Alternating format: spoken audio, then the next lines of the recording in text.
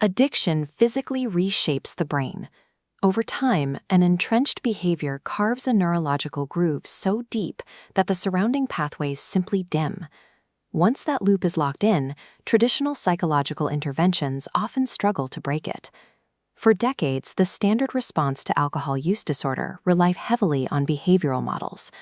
The mid-20th century leaned on group support and abstinence, typically requiring a degree of spiritual surrender to overcome the physical craving. In the 1960s, early psychiatric research looked to hallucinogens like LSD to violently disrupt these patterns. But these early models were often constrained by the stark, institutional clinical environments of the era and lacked modern scientific rigor. Today, as psychedelic therapy re-enters modern medicine, a specific hypothesis dominates the field. The assumption is that for a psychedelic to successfully treat addiction, the patient must achieve a peak mystical experience, a measurable state characterized by total ego loss and a profound feeling of universal unity. But researchers at New York University School of Medicine have data challenging that requirement. In a 2018 interim case series from their Phase 2 clinical trial, the team tracked 3 patients undergoing psilocybin-assisted psychotherapy for alcohol use disorder. The study utilized a strict 12-week protocol. Before any drug was administered, patients underwent extensive screening and preparatory therapy. The active dosing sessions were bracketed by structured integration therapy, wrapping the acute subjective effects of the drug inside a carefully managed clinical container. The quantitative data showed significant reductions in drinking. But the qualitative transcripts from integration sessions revealed something unexpected about how the patients reached sobriety. The subjective experiences driving remission were rarely classically mystical. Instead, they were deeply individualized, highly variable, and uniquely matched to the patient's specific emotional architecture. This dashboard tracks alcohol consumption across 3 disparate patient profiles. Mark, a man in his 20s, was a severe binge drinker. Driven by fear of failure, his episodes were extreme, hitting 22 drinks in a day, leading to blackouts. Rob, in his 40s, drank almost daily, consuming alcohol on 83 out of 84 days prior to the study. His habits had derailed his career and created severe conflict with his Muslim faith. Lisa, in her 50s, drank frequently to cope with severe internalized self-hate stemming from childhood trauma. Her use was moderate in volume but constant, driving severe self-critical thoughts. 3 distinct patients, 3 entirely different psychological mechanisms driving their addiction. How could a single pharmacological intervention successfully collapse all 3? During Mark's second dosing session, the psilocybin did not dissolve his sense of self. Instead, it forced him into a direct confrontation with his performance anxiety and the tangible harm his drinking caused his parents. This line graph from the Mystical Experience Questionnaire shows Mark's score hovering in the moderate range. He did not experience ego death or universal unity. What he experienced was a lucid, highly cognitive realization that he was being given a new slate.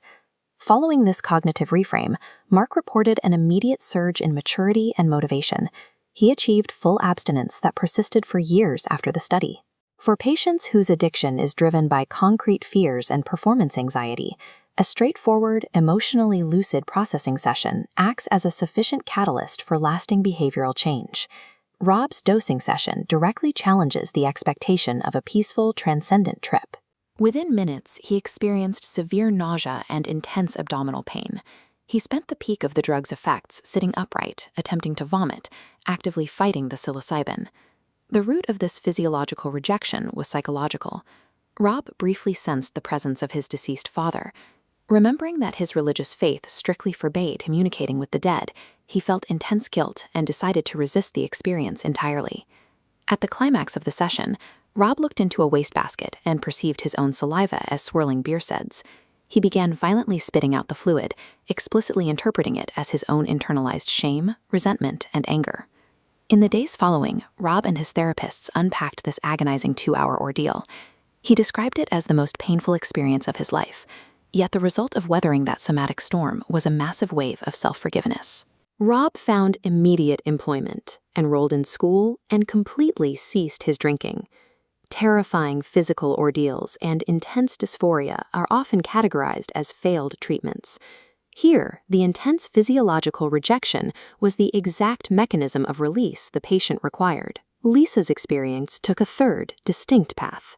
Her session began with a sudden descent into chaotic, amplified thought, plunging her into a deep well of overwhelming sadness, directly connected to her childhood abuse and neglect. The turning point arrived when she finally surrendered control.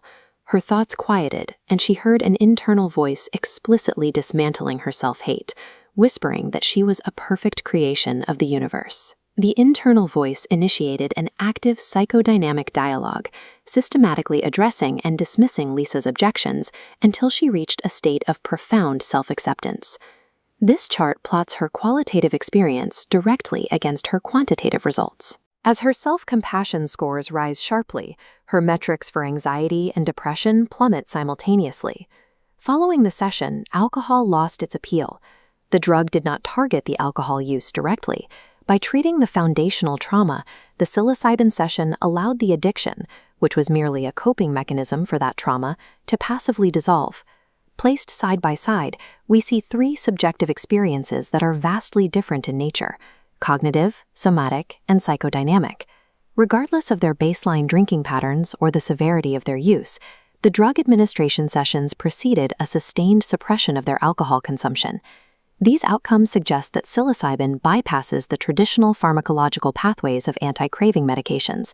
It operates as a non-specific amplifier of the psyche, surfacing the unique psychological roadblocks that perpetuate an individual's addiction loop.